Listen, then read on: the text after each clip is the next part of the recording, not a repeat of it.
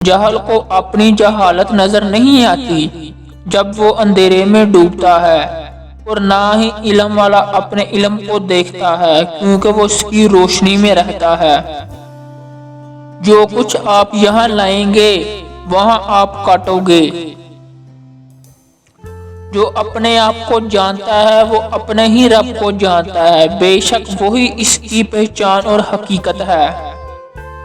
دل خدا کی طرف کیسے سفر کر سکتا ہے جب وہ اپنی خواہشات سے بدل جاتا ہے؟ آپ کو ذاتی فطرت اپنی جنت کی تلاش ہے۔ دنیا کی خواہشیں سمندر کے پانی کی طرح ہیں، جتنا زیادہ تم ان میں سے پیو گے اتنی ہی زیادہ پیاس لگے گی۔ حکمت صبر کی اولاد ہے۔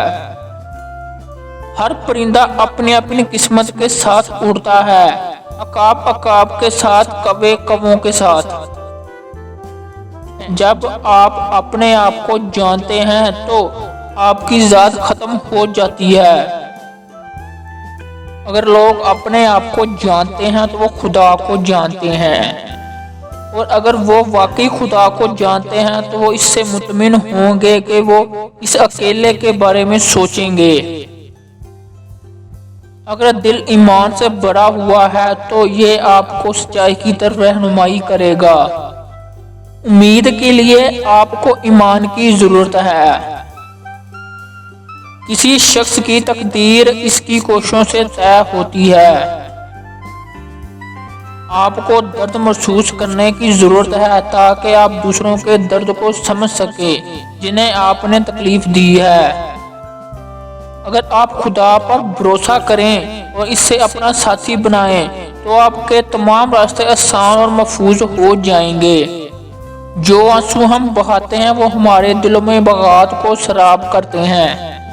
قلم وہ حل کر سکتا ہے جو ہتھیار نہیں کر سکتے۔ جب تک ہم خدا کے راستے پر چلیں گے کوئی بھی ہمیں گھٹنوں کے بل نہیں جھکا سکتا۔ اس سے زیادہ پر کم کا انتخاب کریں۔ جو کچھ آپ کے پاس ہے اس سے مطمئن رہیں، چاہے وہ دوسروں کے پاس موجود چیزوں سے کم ہی کیوں نہ ہو۔ در حقیقت کم رکھنے کو ترجیح دیں۔ کوئی عورت آپ کو پسند آ جائے تو اس کو حاصل کرنا ہو تو اس کی عزت کرو، اور اس کو جہاں تک ہو سکے خوش رکھو، اور اس کی خواہشات کی پاسداری کرو۔ دنیا ایک مدرسے کی طرح ہے۔